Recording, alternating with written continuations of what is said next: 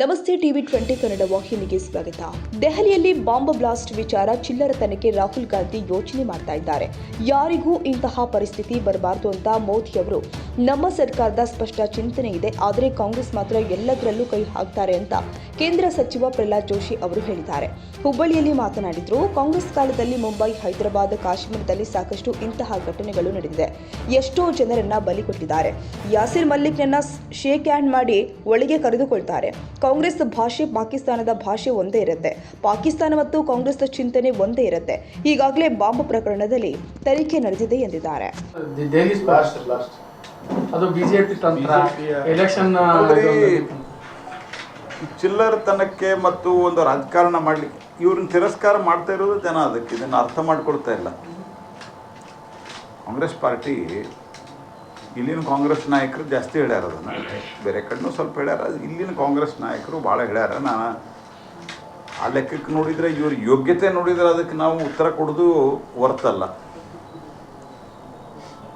Bombay blast ಆಗಿತ್ತಲ್ಲ, ಇದು comparison ಮಾಡಬಾರ್ದು ನಾವು, ನಮಗೂ ಅರ್ಥ ಆಗ್ತದೆ. ಮೋದಿಯವರ ಸ್ಪಷ್ಟ ಚಿಂತನೆ, ನಮ್ಮ ಸರ್ಕಾರದ ಸ್ಪಷ್ಟ ಚಿಂತನೆ, ನಮ್ಮ ಪಾರ್ಟಿಯ ಸ್ಪಷ್ಟ ಚಿಂತನೆ. ಒಬ್ಬ ವ್ಯಕ್ತಿನೂ ಈ ರೀತಿಯಾಗಿ ಸಾಯಬಾರದು, ಒಂದು ಸಣ್ಣ ಘಟನೆನೂ ನಡಿಬಾರ್ದು. This is our clear concept. ಹೀಗಾಗಿ ನಾವು ಕಂಪೇರ್ ಎಂದೂ ಮಾಡೋಕ್ಕೆ ಹೋಗಿಲ್ಲ. ಆದರೆ ಇವರ ಒಂದು ಅಯೋಗ್ಯತೆಗೆ ಉತ್ತರ ಕೊಡಲಿಕ್ಕೆ ನಾವು ಕೆಲವು ಸರ್ತಿ ಕಂಪೇರಿಸನ್ ಮಾಡೋದು. ಮುಂಬೈ ಆದಾಗ ವರ್ಷಕ್ಕೆ ಕನಿಷ್ಠ 2-3 ಮೇಜರ್ ಇನ್ಸಿಡೆಂಟ್ ನಡೀತಿದ್ವು ಯು ಪಿ ಎ ಕಾಲದಲ್ಲಿ. ಮೇಜರ್ ಇನ್ಸಿಡೆಂಟ್ ಮುಂಬೈಯಲ್ಲಿರ್ಬೋದು. ಮುಂಬೈಯಲ್ಲೇ 3-4 ಘಟನೆಗಳು ಅವ್ರ ಕಾಲದಲ್ಲಿ ನಡೀತವೆ. ಅದಾದ ನಂತರ ಕಾಶ್ಮೀರದಲ್ಲಂತೂ ಹೇಳ್ತಿರೋದು.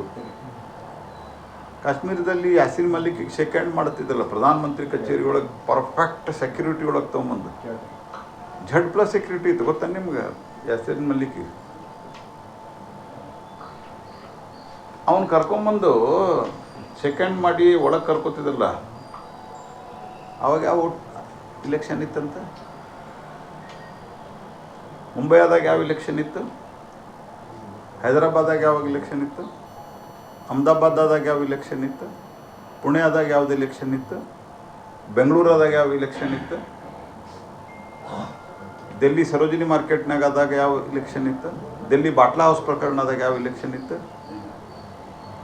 ಈ ಸ್ವಲ್ಪ ಬುದ್ಧಿ ಇರ್ಬೇಕ್ರಿ. ಇದು ಏನಾಗ್ತಾಯಿದೆ ಅಂತಂದ್ರೆ, ನಾನು ಹಿಂದೆ ಪಾರ್ಲಿಮೆಂಟ್ನಾಗೂ ಹೇಳಿದ್ದೆ,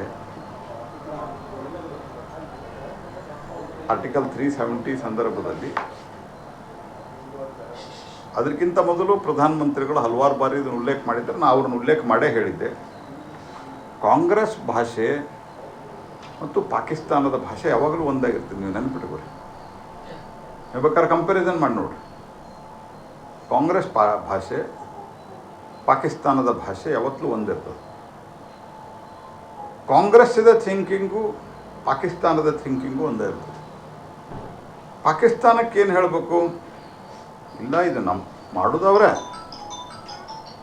ಇದು ನಮ್ಮದಲ್ಲ, ಅಲ್ಲಿನ ಒಂದು ಇವರ ಯಾರೋ ಮಾಡಿದ್ದಾರೆ,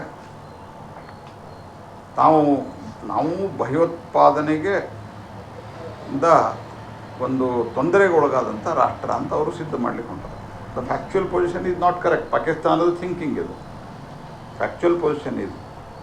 ಅನೇಕ ಸರ್ತಿ ಇದು ಸಿದ್ಧಗೊಂಡದ ಪಾಕಿಸ್ತಾನ ಪ್ರೇರಿತ ಉಗ್ರವಾದದ ದಾಳಿ ನಡೀತದಂತೆ. ಈಗ ಇನ್ವೆಸ್ಟಿಗೇಷನ್ ಸೀರಿಯಸ್ ಆಗಿ ಇನ್ವೆಸ್ಟಿಗೇಷನ್ ನಡೀತಾ ಇದೆ. ಮತ್ತು ನಿಮ್ಮ ಎಲ್ಲ ಚಾನಲ್ಗಳಲ್ಲಿ, ಪತ್ರಿಕೆಯಲ್ಲಿ ಸ್ಪೆಷಲ್ ಸ್ಟೋರಿ ಮಾಡಿ ನಡೆಸಿದ್ದೀರಿ ನೀವು. ನಿಮ್ಮ ಸ್ಟೋರಿಯಿಂದನೇ ಹೇಳ್ತಾ ಇರೋದು, ನಾವು ಹೊರಗಿಂದ ಯಾವುದೂ ಹೇಳ್ತಾ ಇಲ್ಲ. ಯಾಕಂದರೆ ಉಳಿದದ್ದು ಅದು ನನ್ನ ಡೊಮೈನ್ ಅಲ್ಲ ಅಂತ ನಾನು ಹೇಳೋದಿಲ್ಲ. ಕೆಲವು ವಿಷಯಗಳು ಗೊತ್ತಿರ್ಬೋದು, ಗೊತ್ತಿಲ್ಲದೇ ಇರ್ಬೋದು. ನಾವೆಲ್ಲದ್ರ ಬಗ್ಗೆ ಮಾತನಾಡಲಿಕ್ಕೆ ಸರ್ಕಾರದಲ್ಲಿ ಅದರದ ಡಿಪಾರ್ಟ್ಮೆಂಟ್ ಇದೆ, ಮಂತ್ರಿಗಳಿದ್ದಾರೆ, ಎಲ್ಲರೂ ಇದ್ದಾರೆ. ಹಾಗಾಗಿ ನಾನು ನಿಮ್ಮ ಚಾನಲ್ದಲ್ಲೇ ಬಂದಿರುವಂಥದ್ದು, ಯಾವತ್ತು ಪೋಸ್ಟರ್ ಅಲ್ಲಿ ಅಂಟಿಸಿದರೋ ಅವತ್ತಿನಿಂದ ಇಷ್ಟು ದೊಡ್ಡ ಪ್ರಮಾಣದಲ್ಲಿ ಸ್ಥಳೀಯವಾಗಿ ಸ್ಫೋಟಕವನ್ನು ತಯಾರು ಮಾಡಿ ಒಂದು ಸಾವಿರಾರು ಜನನ ಕೊಲ್ಲುವಂಥ ಷಡ್ಯಂತ್ರ ಇತ್ತು.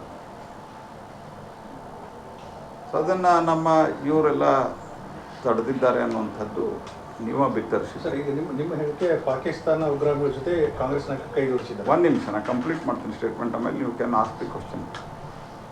ಹಾಗಾಗಿ ಇಷ್ಟೆಲ್ಲ ದೇಶದಾಗ ತನಿಖೆ ನಡೆದ. ನಾನು ಉಳಿದದ್ದು ಯಾವುದ್ರ ಬಗ್ಗೆ ನಾನು ಈಗ ಮಾತನಾಡ್ತಾ ಇಲ್ಲ. ಅದು ತನಿಖೆ ಏನು, ಆ ತನಿಖೆಯಲ್ಲಿ ಪ್ರಗತಿ ಏನಾಗಿದೆ. ಬಟ್ ನನ್ನ ಒಂದು ಸ್ಪಷ್ಟ ಅದ ಅಂತಂದ್ರೆ, ನೀವು ಅಲ್ಲಿಂದ ಇಲ್ಲಿಗೆ ನೋಡಿದರೆ ಎಷ್ಟು ದೊಡ್ಡ ಪ್ರಮಾಣದಲ್ಲಿ ಷಡ್ಯಂತ್ರ ನಡೆದಿತ್ತು. ಆ ಷಡ್ಯಂತ್ರವನ್ನು ಇದರಲ್ಲಿ ನಮ್ಮ ಏಜೆನ್ಸಿಗಳು, ಅದು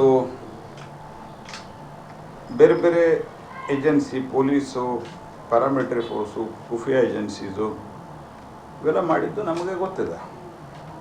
ಪಬ್ಲಿಕ್ ಡೊಮೈನ್ದಲ್ಲಿದೆ, ನೀವೇ ಹೇಳ್ತೀರಿ. ಮತ್ತೆ ವೋಟ್ ಚೋರಿ ಬಗ್ಗೆ ಮತ್ತೆ ಮಾತಾಡೋದು. ಒಂದು ನಿಮಿಷ. ಹಾಗಾಗಿ ಇದನ್ನು ಯಾವುದೇ ಒಂದು ಚುನಾವಣೆಯಲ್ಲಿ ನೀವು ಸೋಲ್ತೀರಿ ಅನ್ನೋ ಕಾರಣಕ್ಕೆ ಇದನ್ನು ನೆರೇಟಿವ್ ಮಾಡೋದ್ರಿಂದ ಪಾಕಿಸ್ತಾನ ಹೇಳ್ತದೆ, ನೋಡ್ರಿ ಕಾಂಗ್ರೆಸ್ ಪಾರ್ಟಿ ದೇಶದ ವಿರೋಧ ಪಕ್ಷ 60 ವರ್ಷ ಆಡಳಿತ ಮಾಡಿದ್ದಾರೆ, ಅವ್ರು ಹೇಳ್ತಾ ಇದ್ದಾರೆ ಇದು ಪಾಕಿಸ್ತಾನದಲ್ಲ ಅಂಥೇಳಿ.